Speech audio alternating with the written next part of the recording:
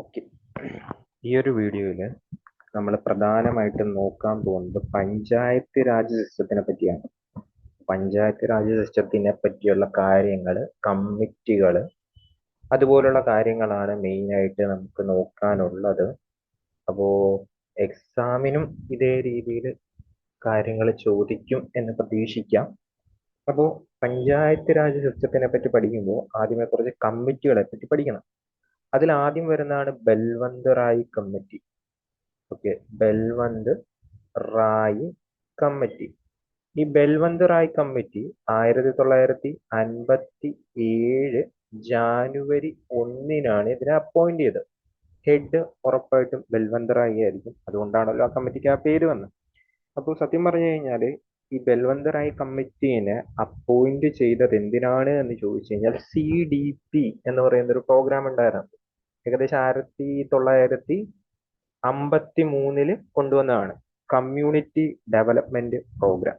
ഈ community development പ്രോഗ്രാമും national extension service national extension service ഇതിനെ പറ്റിയൊക്കെ എക്സാമിൻ ചെയ്യുന്നതിന് വേണ്ടിയാണ് ഈ പറയുന്ന ബൽവന്ത് റായ് കമ്മിറ്റീനെ നിയമിക്കുന്നത്. അപ്പൊ ഈ ബൽവന്ത് റായ് കമ്മിറ്റി റെക്കമെൻഡ് ചെയ്യുന്ന എന്താന്ന് വെച്ച് കഴിഞ്ഞാൽ നമ്മുടെ രാജ്യത്ത് ഒരു ഡെമോക്രാറ്റിക് ഡീസെൻട്രലൈസേഷൻ വേണം, അല്ലെങ്കിൽ ഒരു ഡെമോക്രാറ്റിക് ഡീസെൻട്രലൈസേഷന് വേണ്ടിയുള്ള ഒരു സ്കീം വേണം എന്ന് റെക്കമെൻഡ് ചെയ്യണം. അപ്പോൾ അങ്ങനെ ഈ റെക്കമെൻഡേഷന്റെ ഫലമായിട്ടാണ് പഞ്ചായത്ത് രാജ് എന്ന് പറയുന്ന സിസ്റ്റം വരുന്നത്. ഓക്കെ, ആ ഒരു റെക്കമെൻഡേഷന്റെ ഫലമായിട്ടാണ് പഞ്ചായത്ത് രാജ് എന്ന് പറയുന്ന സിസ്റ്റം വരുന്നത്. ഇതേ വർഷം തന്നെ നവംബറിലാണ് ഇവര് റിപ്പോർട്ട് സമർപ്പിച്ചത്, ഈ ഒരു കമ്മിറ്റി. ഓക്കെ, അപ്പൊ ഈ ഒരു ഇതിനകത്ത് ഇഷ്ടംപോലെ റെക്കമെൻഡേഷൻ കാണും. അങ്ങനെ എല്ലാ റെക്കമെൻഡേഷനും നമുക്ക് പഠിക്കാൻ പറ്റൂല. അതിൽ ഇമ്പോർട്ടന്റ് ആയിട്ടുള്ള റെക്കമെൻഡേഷൻ ഞാൻ പറയാം, അത് അറ്റ്ലീസ്റ്റ് എങ്കിലും ഓർത്ത് വെക്കണം. അപ്പോൾ ഈ ബൽവന്ത് റായ് കമ്മിറ്റിക്ക് അനുസരിച്ച് ഈ ഡെമോക്രാറ്റിക് ഡീസെൻട്രലൈസേഷൻ എന്ന് പറഞ്ഞു. അതായത് നമ്മുടെ ഭരണ നിർവഹണത്തിന് ഡീസെൻട്രലൈസ് ചെയ്യുക. ഓക്കെ, ലോക്കൽ അഡ്മിനിസ്ട്രേറ്റീവ് ലെവലിലോട്ടൊക്കെ വരണം. അങ്ങനെ ഒരു 3 ടയർ സിസ്റ്റം കൊണ്ടുവരണമെന്ന് പറഞ്ഞു. 3 ടയർ സിസ്റ്റം കൊണ്ടുവരണമെന്ന് ആര് സജസ്റ്റ് ചെയ്തു? പറയുന്ന ബൽവന്ത് റായ് സജസ്റ്റ് ചെയ്തു. ഈ 3 ടയർ സിസ്റ്റം എന്താണ്? വില്ലേജ് ലെവലില് ഗ്രാമപഞ്ചായത്ത്, വില്ലേജ് ലെവലില് ഗ്രാമപഞ്ചായത്ത്. ഓക്കെ, ഗ്രാമപഞ്ചായത്ത്. ഇനി ബ്ലോക്ക് ലെവലില് പഞ്ചായത്ത് സമിതി, ബ്ലോക്ക് ലെവലില് പഞ്ചായത്ത് സമിതി.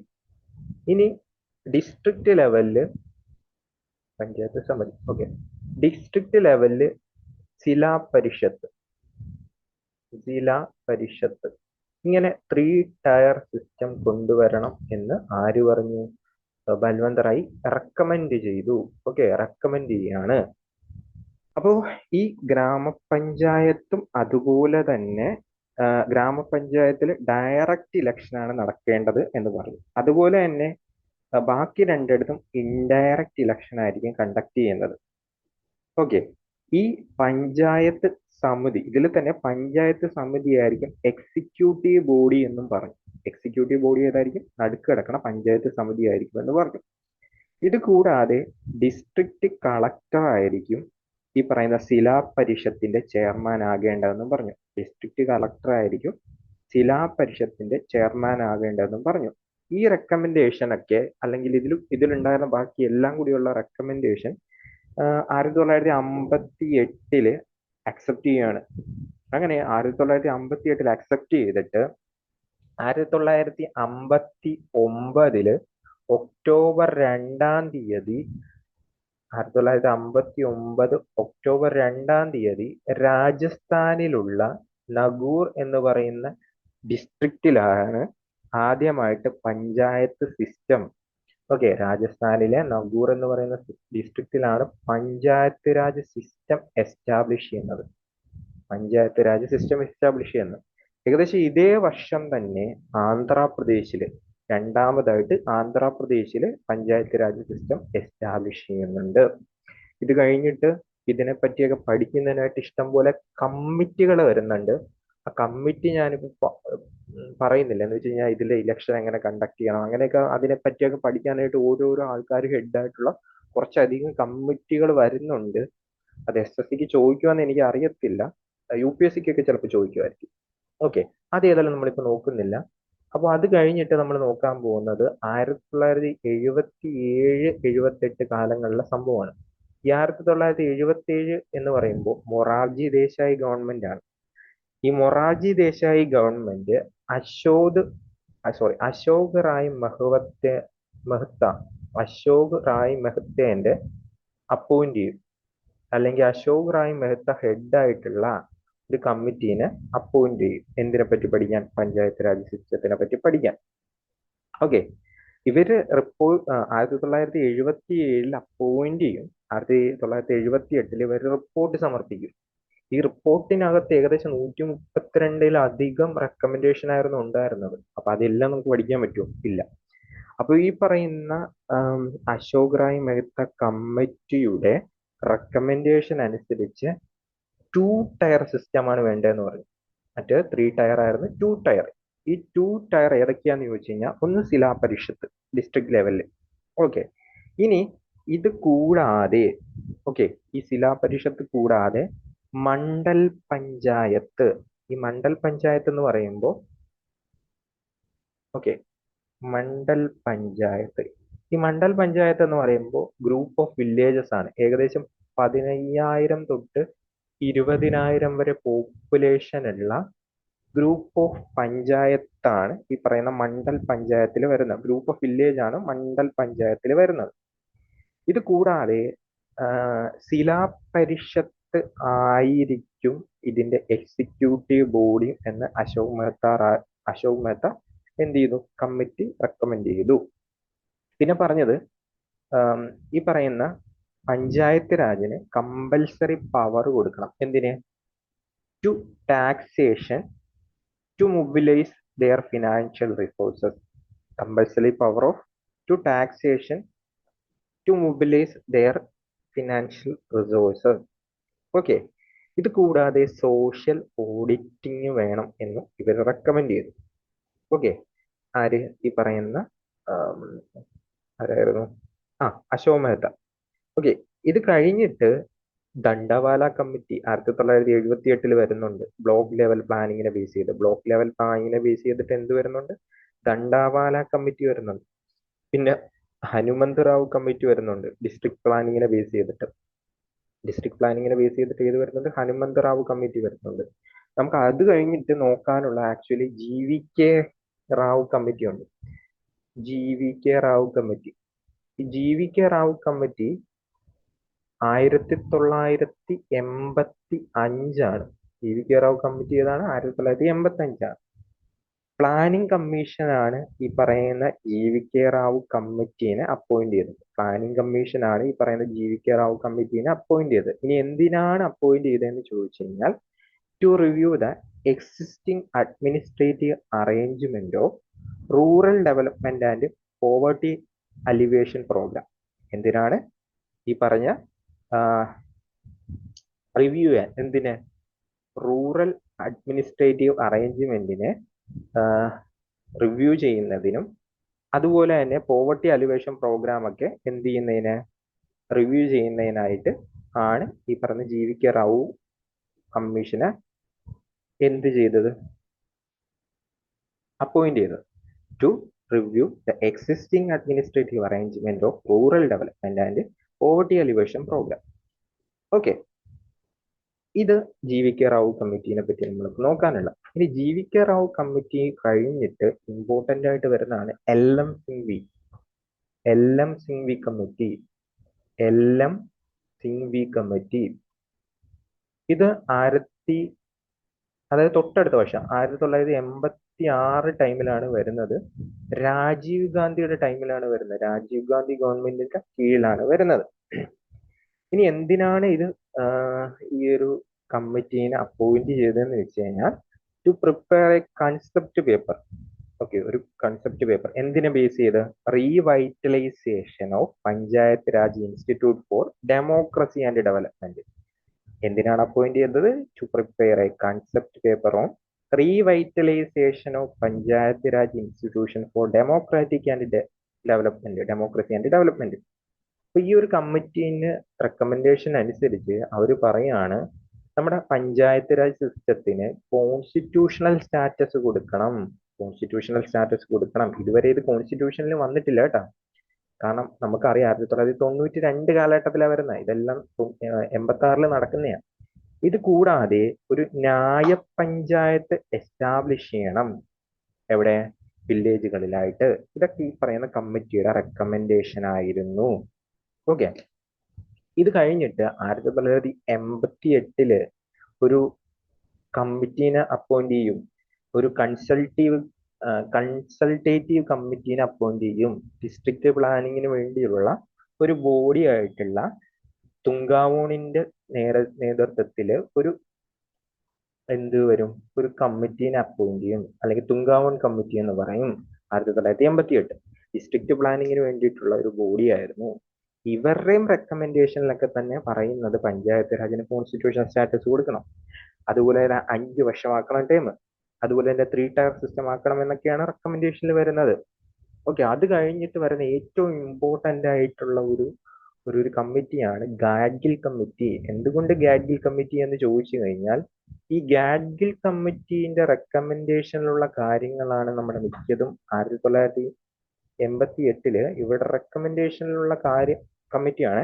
അപ്പൊ ഇവരുടെ റെക്കമെൻഡേഷനിലുള്ള കാര്യമാണ് നമ്മുടെ പഞ്ചായത്ത് രാജ് സിസ്റ്റത്തിന്റെ അടിത്തറ എന്ന് വേണമെങ്കിൽ പറയാം ഏകദേശം.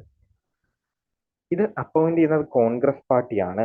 അപ്പൊ ഈ പറയുന്ന ഗാഡ്ഗിൽ കമ്മിറ്റി റെക്കമെൻഡ് ചെയ്യുന്നത് എന്താന്ന് വെച്ച് കഴിഞ്ഞാൽ, പഞ്ചായത്ത് രാജ് സിസ്റ്റത്തിന് കോൺസ്റ്റിറ്റ്യൂഷണൽ സ്റ്റാറ്റസ് കൊടുക്കണം. എന്ത് ചെയ്യണം? കോൺസ്റ്റിറ്റ്യൂഷണൽ. ഇത് എല്ലാവരും പറയുന്ന കേസാണ്. കോൺസ്റ്റിറ്റ്യൂഷണൽ സ്റ്റാറ്റസ് കൊടുക്കണം. അതുപോലെ തന്നെ ടേം 5 ഇയർ ആക്കണം. അവരുടെ ടേം 5 ഇയർ ആക്കണം. ഓക്കെ. 3 ടയർ സിസ്റ്റം കൊണ്ടുവരണം. 3 ടയർ സിസ്റ്റം കൊണ്ടുവരണം. ഏത്? നമ്മുടെ ജില്ലാ പഞ്ചായത്ത്, ബ്ലോക്ക് പഞ്ചായത്ത്, വില്ലേജ് പഞ്ചായത്ത്. ഇത് കൂടാതെ SC ST വുമൺസ് ഇവർക്കൊക്കെ റിസർവേഷൻ കൊടുക്കണം. കമ്മിറ്റിയുടെ റെക്കമെൻഡേഷനാ. ഓക്കെ. ഇത് കൂടാതെ പഞ്ചായത്ത് രാജ് ബോഡികൾക്ക് ടാക്സ് കളക്ട് ചെയ്യാനും അപ്രോക്സിയേറ്റ് ചെയ്യാനും എന്ത് ചെയ്യണം? പവർ കൊടുക്കണം, എംപവർ ചെയ്യണം. ഓക്കെ. ഇതൊക്കെ ഇതിനകത്ത് പറയുന്നുണ്ട്. ഇങ്ങനെ ഇഷ്ടംപോലെ റെക്കമെൻഡേഷൻ ഉണ്ട്. ഇങ്ങനെ ഈ റെക്കമെൻഡേഷൻ ഇതൊക്കെ കഴിഞ്ഞിട്ട് നമ്മുടെ രാജീവ് ഗാന്ധിയുടെ ടൈമിലാണ് ബില്ല് പാസ്സാക്കണം. പക്ഷേ ഈ പറയുന്ന പഞ്ചായത്ത് രാജ് സിസ്റ്റം നിലവിൽ വരുന്നത് നരസിംഹറാവു ഗവൺമെന്റിന്റെ ടൈമിലാണ്. നരസിംഹറാവു ഗവൺമെന്റ്, നിങ്ങൾക്ക് എക്കണോമിക്സ് ഒക്കെ പഠിക്കുന്നവരാണെങ്കിൽ അറിയാം 1991 കാലഘട്ടത്തിൽ എന്ത് സംഭവിച്ചു എന്നൊക്കെ നമുക്കറിയാം. അപ്പൊ ഈ നമുക്ക് നരസിംഹറാവുവിന്റെ ടൈമില് 1992 കാലഘട്ടം, ഓക്കെ, 73ാമത്തെ കോൺസ്റ്റിറ്റ്യൂഷണൽ അമെൻമെന്റ് വഴി, 73rd കോൺസ്റ്റിറ്റ്യൂഷണൽ അമെൻമെന്റ് വഴി കോൺസ്റ്റിറ്റ്യൂഷനിലെ പാർട്ട് 9 കോൺസ്റ്റിറ്റ്യൂഷനിലെ ഓരോ പാർട്ടും എങ്ങനെ പഠിക്കും എന്നതിനുള്ള ഷോർട്ട് കട്ട് വീഡിയോ നമ്മൾ ചെയ്തിട്ടുണ്ട്, എടുത്ത് കണ്ടാൽ മതി. ഓക്കെ. അതുപോലെ തന്നെ 11ാമത്തെ ഷെഡ്യൂള്, നമ്മുടെ ഷെഡ്യൂളിൽ ഇൻക്ലൂഡ് ചെയ്ത കാര്യങ്ങൾ, ഷെഡ്യൂളിനെ പറ്റി വീഡിയോ നമ്മൾ ചെയ്തിട്ടുണ്ട്, ഇത് കണ്ടാൽ മതി. ആർട്ടിക്കിൾ 243 തൊട്ടിട്ട് 243 വരെ ഇതിനകത്ത് ഇൻക്ലൂഡ് ചെയ്തു. ഓക്കെ. അപ്പോ ഇതാണ് 1992 1992 വരുന്നതെങ്കിലും 1993 ഏപ്രിൽ 24 ഇത് കെയിം ഇൻ ടു ഫോഴ്സ് ആയത്. ഓക്കെ. ഈ പറയുന്ന പഞ്ചായത്ത് രാജ് സിസ്റ്റം. ഓക്കെ. ഇനി ഇതിന്റെ സാലിന്റെ ഫീച്ചേഴ്സ് നമുക്ക് നോക്കാം. പക്ഷെ സാലിന്റെ ഫീച്ചേഴ്സ് നോക്കുമ്പോൾ അതിന്റെ ഒപ്പം തന്നെ ആർട്ടിക്കിൾ പഠിച്ചു പോകുന്നത് നല്ലതായിരിക്കും എന്ന് എനിക്ക് തോന്നുന്നു. അപ്പൊ 243 ഇതിന്റെ ഡെഫിനിഷൻ ആണ്, പഞ്ചായത്ത് രാജ് സിസ്റ്റത്തിന്റെ ഡെഫിനിഷൻ ആണ്. ഇനി 243 എന്ന് പറയുമ്പോൾ അസംബിൾ എന്ന് വിചാരിക്കുക. പഞ്ചായത്തിൽ അസംബിൾ ചെയ്യണമെങ്കിൽ എന്താണ്? ഗ്രാമസഭ.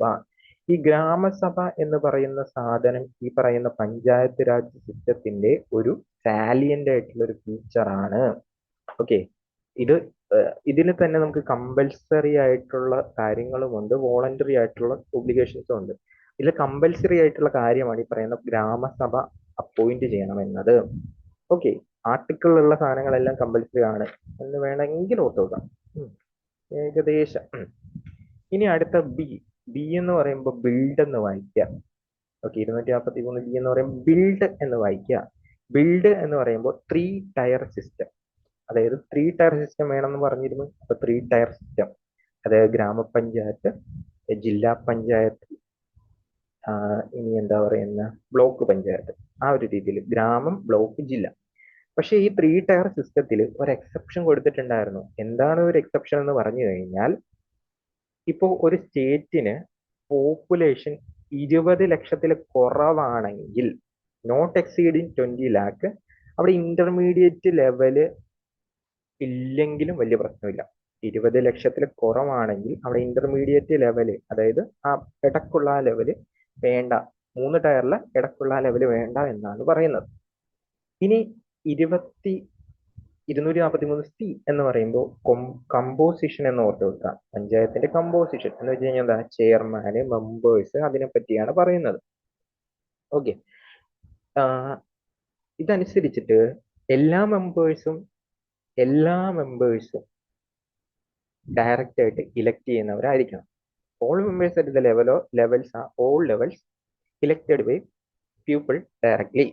ഇനി ചെയർപേഴ്സന്റെ കേസ് എടുത്തു കഴിഞ്ഞാൽ, അല്ലെങ്കിൽ chairperson at intermediate and district ലെവലില് ഇൻഡയറക്റ്റ് ആയിട്ടായിരിക്കും സെലക്ട് ചെയ്യുന്നത്. ചെയർപേഴ്സൺ അറ്റ് ഇന്റർമീഡിയറ്റും ഡിസ്ട്രിക്ട് ലെവൽ എങ്ങനെയായിരിക്കും, ഇൻഡയറക്റ്റ് ഇലക്ഷൻ ആയിരിക്കും. അതായത് ഇലക്റ്റഡ് മെമ്പേഴ്സ് ഇലക്ട് ചെയ്യുന്ന രീതിയിലായിരിക്കും വരുന്നത്. ഓക്കെ, ഇനി ഡി എന്ന് പറയുമ്പോൾ ഇത് കോമ്പോസിഷൻ. ഓക്കെ, ഡി എന്ന് പറയുമ്പോൾ നിങ്ങൾ ഡിപ്രസ്ഡ് ക്ലാസ് എന്ന് വിചാരിക്കുക. ഡിപ്രസ്ഡ് ക്ലാസ്സിന് എന്ത് വേണം, റിസർവേഷൻ വേണമെന്ന് നോക്കുക. ഡിപ്രസ്ഡ് ക്ലാസ്സിന് എന്ത് വേണം, റിസർവേഷൻ വേണമെന്ന് നോക്കുക. അപ്പൊ റിസർവേഷൻ ഓഫ് സീറ്റ് ആണ് ഇതിനകത്ത് പറയുന്നത്. ഇത് റിസർവേഷൻ എങ്ങനെയാണെന്ന് നമുക്ക് നോക്കാം. പഞ്ചായത്തിലെ ഇതിന്റെ ഒരു സാലിയന്റ് ഫീച്ചറാണ് ഈ പറയുന്ന പഞ്ചായത്ത് രാജ് സിസ്റ്റം.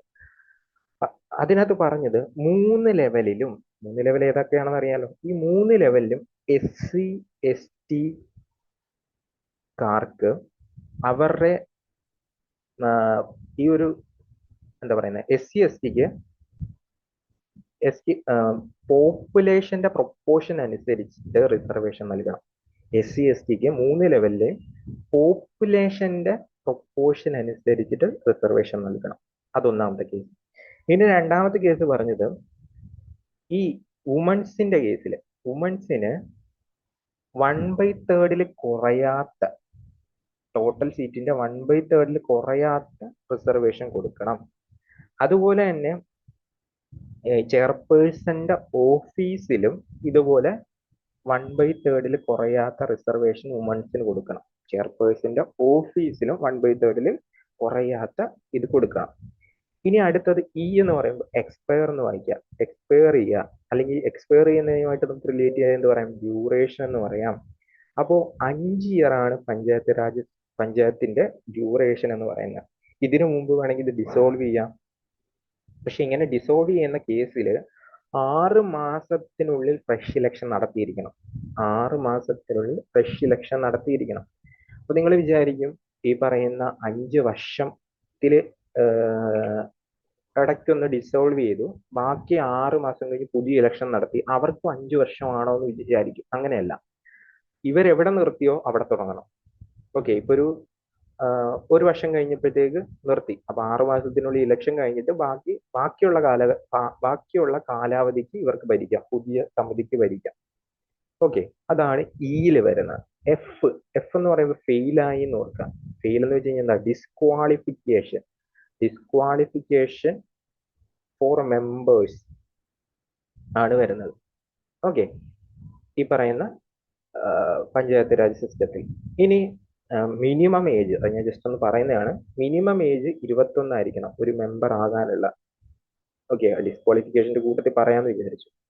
ഇനി ജി എന്ന് പറയുമ്പോൾ ഗമ എന്ന് ഓർക്കണം. ഗമ, പവർ ഉണ്ടെങ്കിൽ നമുക്ക് ഗമയുണ്ട്, പവർ ഉണ്ടെങ്കിൽ ഗമയുണ്ട്. അപ്പൊ power and authority and responsibility of പഞ്ചായത്താണ്. പവേഴ്സ്, അതോറിറ്റി, റെസ്പോൺസിബിലിറ്റി ഓഫ് പഞ്ചായത്താണ് ജി എന്ന് പറയുന്നത്. ഗമ എന്ന് ഓർക്കുക. എച്ച് എന്ന് പറയുമ്പോൾ ഹയ്യോ എന്ന് ഓർക്കുക. ഹയ്യോ എന്ന് ഓർത്ത് കഴിഞ്ഞാൽ ഹയ്യോ ടാക്സ്, എന്റെ അമ്മോ ടാക്സ് എന്ന് ഓർക്കുക. എന്ന് വെച്ച് കഴിഞ്ഞാൽ എന്താ, powers to impose tax and funds of പഞ്ചായത്താണ് എച്ചിൽ വരുന്നത്. ഐ എന്ന് പറയുമ്പോൾ ഇൻകം എന്ന് ഓർക്കുക. ഐ എന്ന് പറയുമ്പോൾ എന്തെന്ന് ഓർക്കുക? ഇൻകം. അപ്പോൾ ഒരു ഫിനാൻസ് കമ്മീഷനെ അപ്പോയിന്റ് ചെയ്യണം. ഗവർണർ ഒരു ഫിനാൻസ് കമ്മീഷൻ അപ്പോയിന്റ് ചെയ്യണം. എന്തിനു വേണ്ടി? ഈ പറയുന്ന പഞ്ചായത്തിന്റെ ഫിനാൻഷ്യൽ പൊസിഷൻസ് റിവ്യൂ ചെയ്യുന്നതിനായിട്ട് ഒരു ഫിനാൻസ് കമ്മീഷനെ അപ്പോയിന്റ് ചെയ്യണം 5 വർഷ കാലയളവിലോട്ട്. അത് 243 പറയുന്നത്. ഇനി ഇത് കൂടാതെ ഓഡിറ്റ് നടത്തണം. ജയിൽ പറയുന്നുണ്ട് ഓഡിറ്റ്. ഓക്കെ, ഫിനാൻസ് വരുവാണെങ്കിൽ ഓഡിറ്റ് വരണം. അപ്പൊ ഓഡിറ്റ് ഓഫ് അക്കൗണ്ട് ഓഫ് പഞ്ചായത്താണ് ജയിൽ വരുന്നത്. ഓഡിറ്റ് ഓഫ് അക്കൗണ്ട് ഓഫ് ഇതാണ് ജയിൽ വരുന്നത്. ഇനി കെ എന്ന് പറയുമ്പോൾ കള്ളത്തരം എവിടെ കാണിക്കുന്ന? ഇലക്ഷനിലാണ് കാണിക്കുന്നതെന്ന് വിചാരിക്കുക. അപ്പൊ ഇലക്ഷൻ ഓഫ് പഞ്ചായത്താണ് കെ എന്ന് പറയുന്നത്. ഇനി എൽ എന്ന് പറയുമ്പോൾ ആപ്ലിക്കേഷൻ ടു യൂണിയൻ ആണ്. ഡബിൾ എല്, ആപ്ലിക്കേഷനിൽ 2 L, application of two union ആണ്. ഇനി എം എന്ന് പറയുമ്പോൾ മാറ്റി വെച്ചു എന്ന് ഓർക്കുക. മാറ്റി വെച്ചെന്ന് പറയുമ്പോൾ എന്താ? Parts not apply to area. അതായത് ചില ഏരിയയിൽ ഈ പറയുന്ന പഞ്ചായത്ത് രാജ് സിസ്റ്റം അപ്ലൈ ചെയ്യാൻ പറ്റത്തില്ല, അവരെ മാറ്റി വെച്ചിരിക്കുകയാണ്. ഇനി അത് ഏതൊക്കെയാണെന്ന് ചോദിച്ചു കഴിഞ്ഞാൽ നാഗാലാൻഡ്, മണിപ്പൂരില്ല, മേഘാലയ, മിസോറാം. നാഗാലാൻഡ്, മേഘാലയ, മിസോറാം. ഓക്കെ, അപ്പോ അവിടങ്ങളിൽ ഈ പറയുന്ന പഞ്ചായത്ത് രാജ് സിസ്റ്റം അപ്ലൈ ചെയ്യാൻ പറ്റത്തില്ല. അതായത് scheduled areas in hill area of Manipur, അതുപോലെ തന്നെ ഡാർജിലിംഗ്, വെസ്റ്റ് ബംഗാളില് റീജിയനിലൊന്നും നമുക്ക് ഈ പറയുന്ന പഞ്ചായത്ത് രാജ് സിസ്റ്റം അപ്ലൈ ചെയ്യാൻ പറ്റത്തില്ല.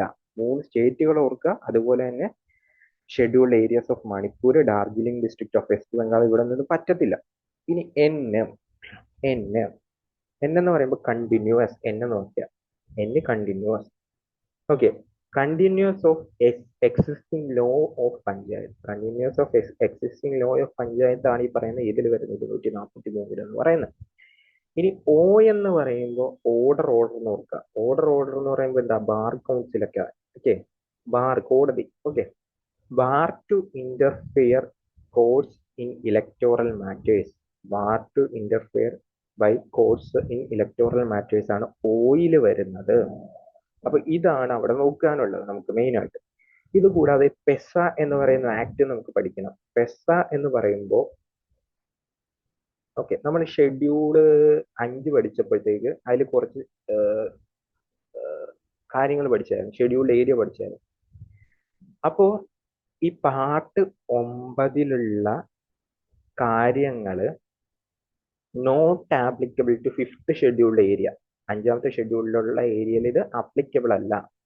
അപ്പോ ഈ പെസ എന്ന് പറയുന്ന ആക്ട്, ഓക്കെ, പെസയുടെ ഫുൾ ഫോം വേണമെങ്കിൽ ചോദിക്കാം. Okay, panchayat Raj extension to scheduled area, PESA act. അപ്പൊ ഈ പെസ ആക്ട് അനുസരിച്ചിട്ട് 10 ഏരിയാസ് അല്ലെങ്കിൽ 10 സ്റ്റേറ്റിൽ ഈ പറയുന്ന പഞ്ചായത്ത് രാജ് സിസ്റ്റം ആപ്ലിക്കബിൾ അല്ല. അപ്പൊ 10 സ്റ്റേറ്റും എന്താണെന്ന് കൂടി ജസ്റ്റ് ഒന്ന് ഓർത്ത് വെക്കുക. പെസ കൂടുതൽ പഠിക്കേണ്ട, അതിനകത്ത് കുറെ കാര്യങ്ങളൊക്കെ വരും. ജനറൽ ആയിട്ട് ഓർത്താൽ മതി. ഇത്രയേ ഉള്ളൂ. പെസ എന്ന് പറയുമ്പോൾ എന്താണ്? പഞ്ചായത്ത് രാജ് എക്സ്റ്റൻഷൻ ആണ്. അതായത് 5ാമത്തെ ഷെഡ്യൂൾഡ് പറ്റത്തില്ല. പിന്നെ എന്താ? 10 ഏരിയ, 10 സ്റ്റേറ്റ് ഏതാ? മിസ്റ്റർ ജോബ്സ് മാച്ച് എന്ന് ഓർക്കുക. അങ്ങനെ 10 സ്റ്റേറ്റില് ഈ പറയുന്ന പറ്റില്ല. ഏതാണ്? M Madhya Pradesh, 6 Rajasthan, J Jharkhand, then O Odisha, G Gujarat, M Maharashtra, A Andhra, T Telangana, C Chhattisgarh, H Himachal Pradesh. അപ്പോ ഇതാണ് നമുക്ക് നോക്കാനുള്ളത്. ഓക്കെ, ഇതാണ് നമുക്ക് നോക്കാനുള്ളത്. Panchayat extension to scheduled area. Okay, അതായത് സത്യം പറഞ്ഞു കഴിഞ്ഞാല് ട്രൈബൽ കമ്മ്യൂണിറ്റി ഇല്ലേ, 5th ഷെഡ്യൂൾഡ് ഏരിയയിൽ വരുന്ന ട്രൈബൽ കമ്മ്യൂണിറ്റിക്ക് അവർക്ക് തന്നെ ഗവേൺ ചെയ്യാനുള്ള റൈറ്റ് കൊടുക്കുകയാണെന്ന് നമുക്ക് വേണമെങ്കിൽ പറയാം. ഓക്കെ, നോട്ട് ആപ്ലിക്കബിൾ എന്ന് പറയുമ്പോൾ അതല്ലേ. ഓക്കെ, പിന്നെ ഇതാണ് നമുക്ക് മെയിൻ ആയിട്ട് നോക്കാനുള്ളത്. അപ്പോൾ നിങ്ങൾ നിങ്ങളുടെ ഫ്രണ്ട്സിലോട്ടൊക്കെ എന്ത് ചെയ്യുക, വീഡിയോ ഷെയർ ചെയ്യുക. ഓക്കെ, നമുക്ക് ഇതിപ്പോൾ ഇവിടെ വൈൻഡപ്പ് ചെയ്യാമേ.